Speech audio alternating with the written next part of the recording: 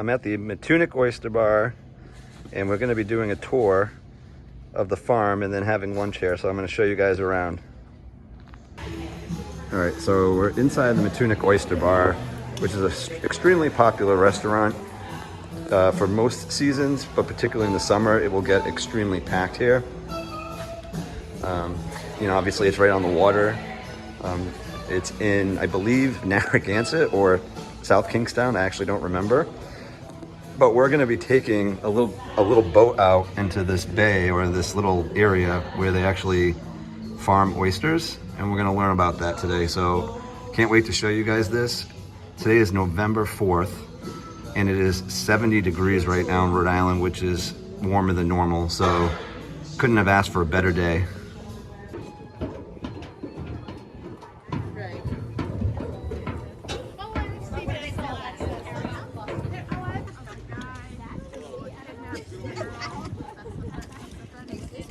This is beautiful.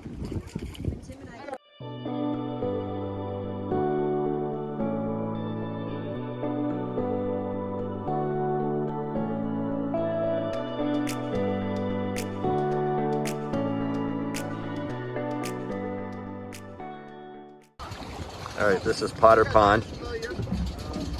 Our tour guide is Oliver. So it just means it was formed by moving glaciers a really long time ago. And there's spots like this pretty much all over Rhode Island, all over the world really, but on the southern coastline, a lot of these ponds, they just filled in with seawater. Very slowly over time, they created our very famous salt ponds that we have as you go towards Niagara Pond, Quanticochog, and Tawikapog, and kind of just separate us from the open Atlantic Ocean. So they've become quite famous, very important to the ecosystem.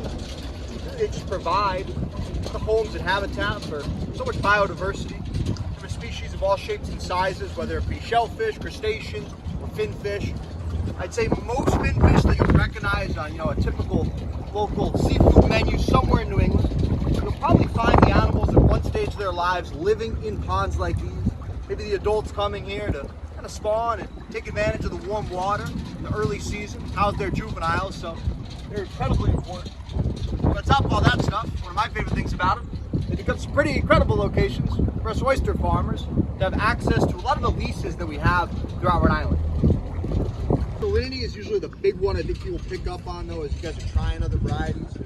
In Rhode Island, we've got 82 different aquaculture sites, so kind of 82 different products, if you will, coming out of Rhode Island. So I often hear people say that Matunuck oyster is a little bit less briny. Maybe something growing up in Narragansett Bay, right in the open ocean. Probably say it's a little more briny. And really, they're all pretty briny. They're all grown in the salt water somewhere. Just not much fresh water has an influence, really affects the flavor and the taste, creating all these different tasting products. Wouldn't really say there's a right or wrong way to grow oysters. Honestly, I'd just say there's a lot of different ways. There's all these different methods, different bodies of water, different techniques that kind of grows you this wide range. So definitely better or worse, but not necessarily a right or wrong way to grow these animals. It's nice to see this side because I'd never give any thought to, oh, you're growing your oysters, you know? Hey, they show up and Steph eats them. Yeah. So, when it comes to kind of aquaculture on a global scale, the lead producer is China at the moment. They're growing, I believe it's around 60% of the world's farm-raised seafood, whether it's consumed here, there, or anywhere in between. They're going up. We're kind of mid-farm right now, and they're marking different underwater long lines. If you look 300 feet across the pond, you'll see another set of buoys that are marking the underwater cages. Underwater condominiums. I like to call it the Potter Pond luxury housing out here. It's home to around 10 million animals at most times of the year. And it separates each size class and year class. So we divided this farm into about 120 different categories that we keep track of on a daily basis, constantly maintaining what needs the most care and love. I'm going to bring you guys over to the dock. Do you see a lot of birds like birds like dive bomb to try to get like oyster shells or oysters? Not really. I mean, no. Not many birds out here. The birds are typically feeding on other critters within the farm. You really don't see any birds going after our oysters, but you will see them going after quahogs, hard clams, you know, fish, crabs, and shrimp. And it sometimes appears like they're going for oysters, but they're just going for everything that is thriving around them. I see. Thanks. Are they buried? Yeah, you said they're in a cage, right? Yeah, they're in cages. You can't get them. As farmers, we just want to start with seed in the springtime when the season begins. So the water starts to warm up. 50 degrees kind of kicks off the season for us in the water. There's enough phytoplankton that's available, so all the animals, they start to feed all at once. You almost see the growth kind of like turn on overnight, I like to say. So you usually see that sometime late April, early May in Rhode Island. It's super shallow, no waste deep water. It's awesome. You can get a lot of work done if you can just walk through the whole thing. There's different types of farms out there. You know, if we were in 20 feet of water, we might see faster growing oysters, but it'd be a lot harder to get the work done. So this seems to work well at the moment. Each one of these buoys is marking a series of these kind of rack and bag systems. I'll bring closer, but this is how it sits in the water. Kind of looks like a train track that just goes right along the farm. And it's holding in place these oyster bags.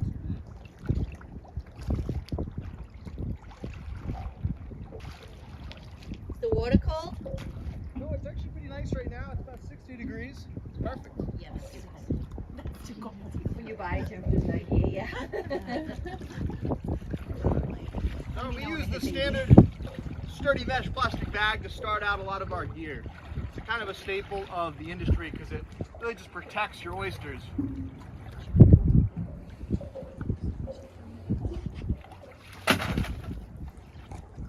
Pretty much has a kind of its own specialized predator that just loves Matunuck oysters. Unfortunately, if you go to Point Judith Pond, you'll often hear the guys have bigger issues with, you know, green crabs, blue crabs, much larger species.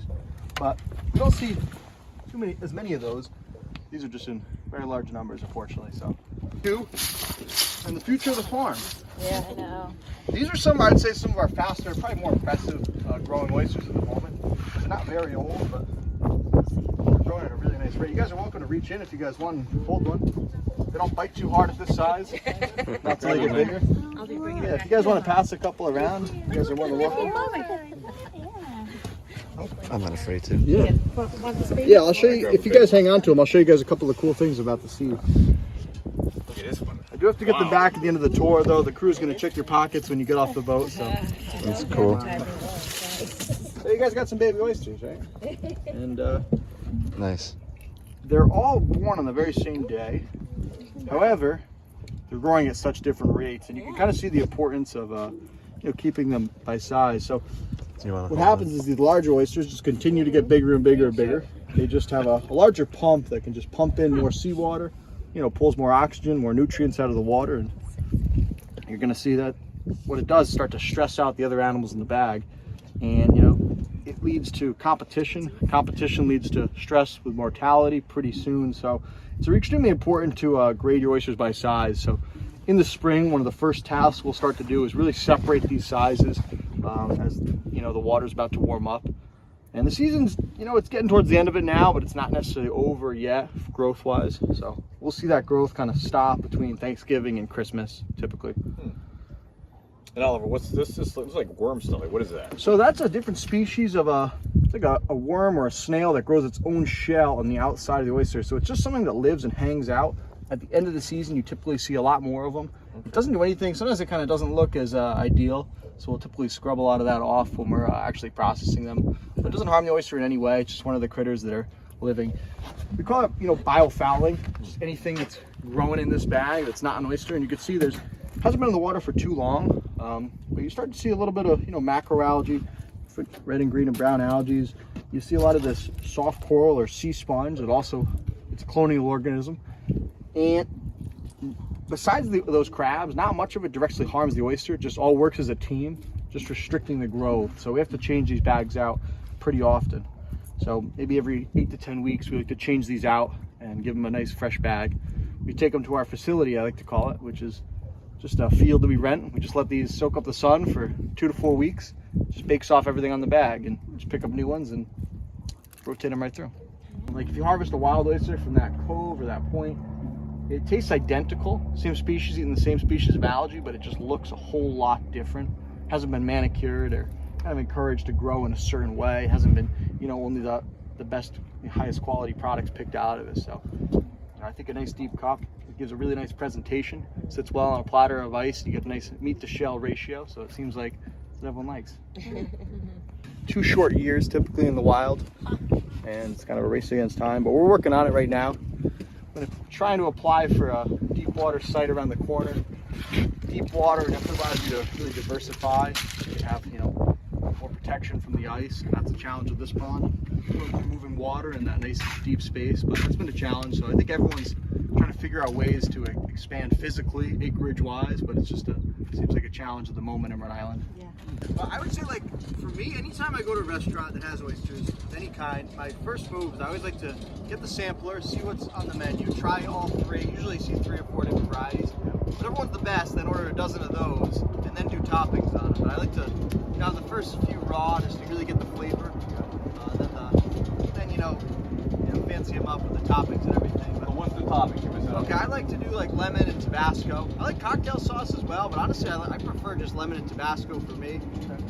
No horseradish?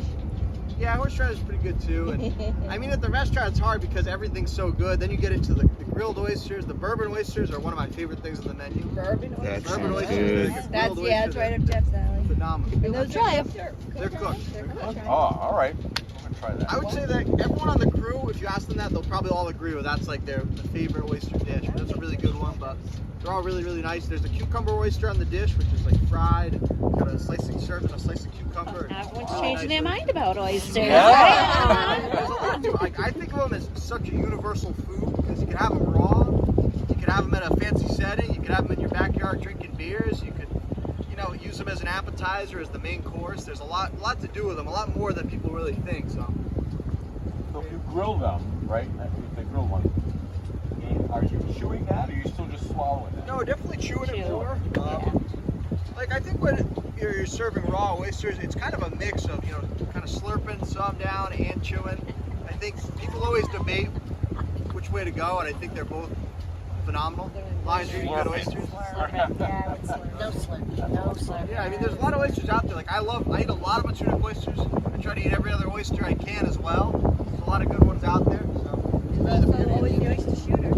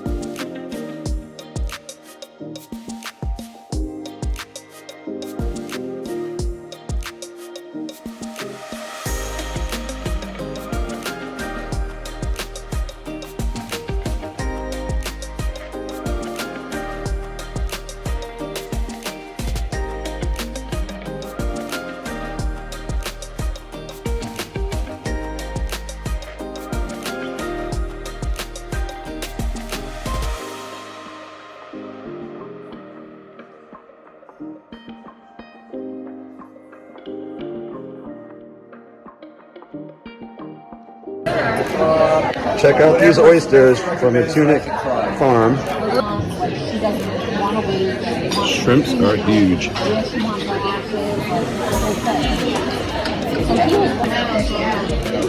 These are Bourbon Oysters from Matunuck Oyster Bar. They are absolutely delicious. I highly recommend it. Alright, so this is my lunch. I got a nice lobster roll, truffle fries. This is a key lime pop that I'm going to devour, and it looks amazing at the Matunuck Oyster Bar. Thanks for watching. If you like this video, please give it a like, hit that subscribe button, and the notification bell for more vlogs from here, there, and everywhere.